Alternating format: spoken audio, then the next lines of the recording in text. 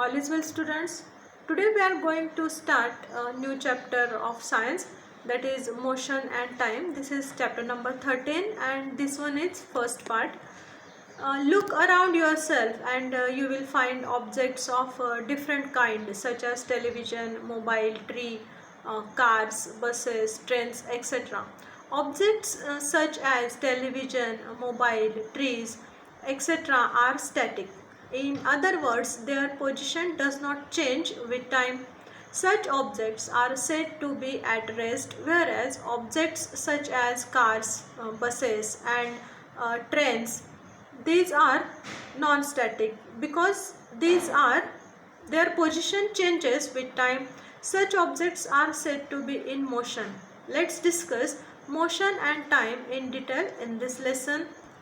Suppose you have an appointment with your doctor at 5 in the evening. It's 4:30 p.m. and the doctor's clinic is 5 kilometers away from your house. You have the choice of either cycling down or taking a taxi.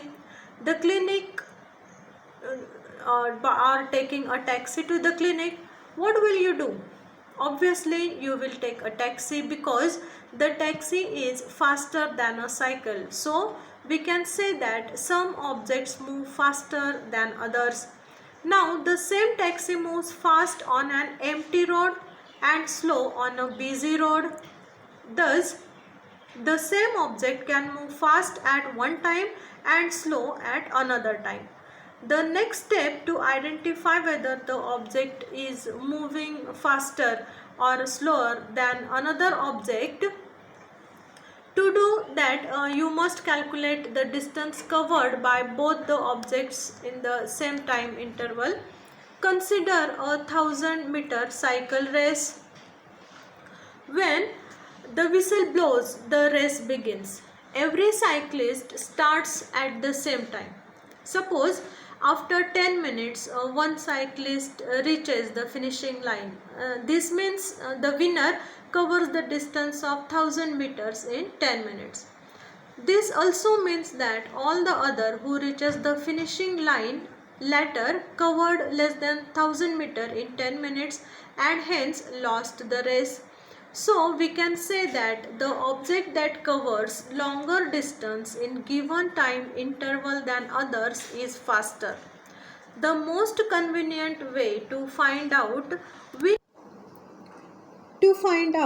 which object moves faster than the other is to calculate and compare the distances covered by all the objects per unit time. The object that covers a greater distance per unit time is quite obviously faster. The distance covered by an object per unit time is called the speed of the object. Suppose your brother claims that his motorbike is faster than his friend's. His friend denies. You know your brother's motorbike covers a distance of 60 km in an hour, whereas his friend's bike covers a distance of 40 kilometers in an hour. The speed of your brother's bike is 60 km per hour and his friend's bike is 40 km per hour. So, your brother's bike is certainly faster because its speed is greater. To measure the speed of an object, we measure the distance covered and time taken to cover that distance by the object. After that, we apply formula of speed. Let's learn to measure speed with this simple exercise. Draw a line.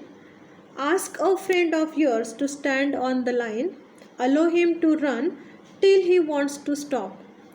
Note the total time taken from the moment he started to the moment when he stopped. Measure the total distance covered by your friend. Now divide the total distance covered by the time taken to cover the distance. This is the formula to find the speed. What you have calculated is the running speed of your friend.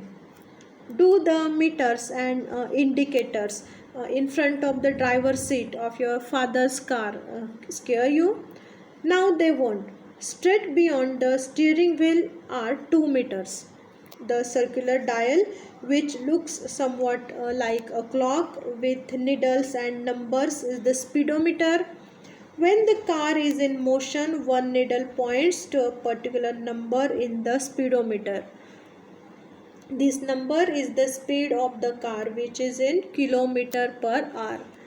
There is also a rectangular box. You can see on the screen there is a rectangular box within a speedometer that has digits written on it.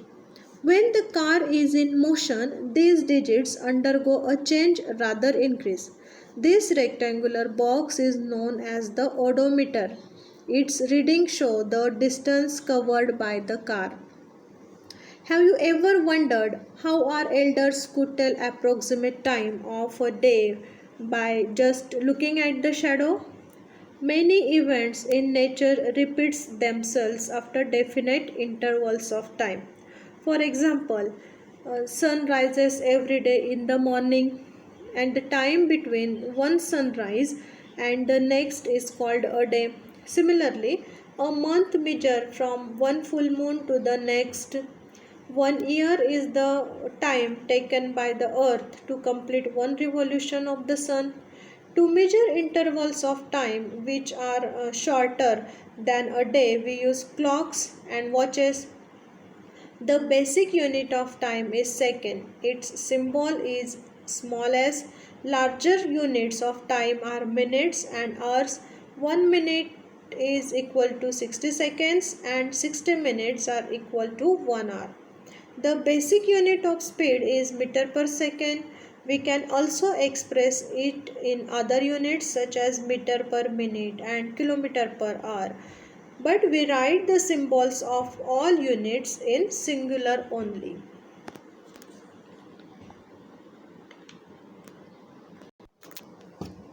So students will meet in a next session with new topic, that is measurement of time.